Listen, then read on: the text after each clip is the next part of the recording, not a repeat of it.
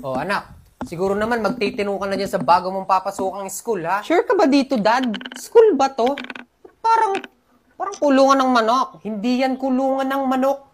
Kung nag-isip ka lang mabuti at hindi ka tumakas para pumunta sa Mars at mag-staycation kasama yung mga classmates mo, edi sana nandun ka pa rin sa private school na pinapasukan mo. Fine. Sige na. Ha? Pumasok ka na. Sige na. Bye, love you. Excuse me, ma'am. Ah, yes, Iha. Ano yon? Classroom ba to? Ha? Ang ibig mo bang sabihin kung anong section to? No.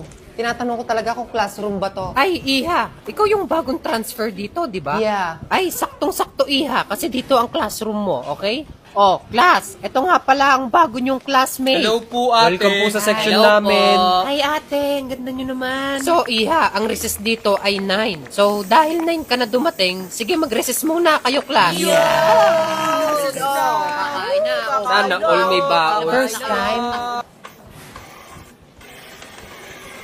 Iha, anong sayo? Ay, magkano po tong kantin?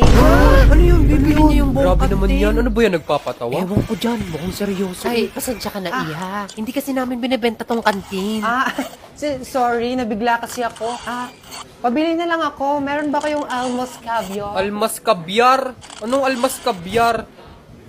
Bilog-bilog. Yung maliit, nakalagay siya sa stainless na bilog. Baka stay fresh. Kaso, sa plastic naman yun eh. Ano nga yun, Ineng? Almos caviar? Almas kabyar. Wala. Kung gusto mo, Ineng, mag-ano ka na lang, palamig. Yan, 3 pamimilian dyan. Masarap yung mga yan.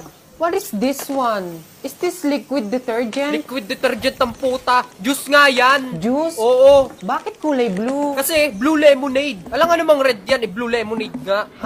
Oo, blue lemonade. Pero masarap yan, Ineng. Try mo. Masarap. Oo, masarap. Sige, isa niyan. O, sige.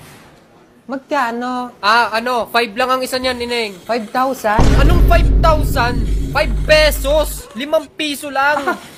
Sorry, akala ko 5,000. 5 pesos pala. Uy, ate, di ba ikaw yung transferee? Grabe, ang ganda mo naman. Ay, thank you. Oo nga, ate. Ang ganda pa ng suot mo. Halatang mamahalin. Salamat. Ate, sana all, no? Napakayaman mo naman.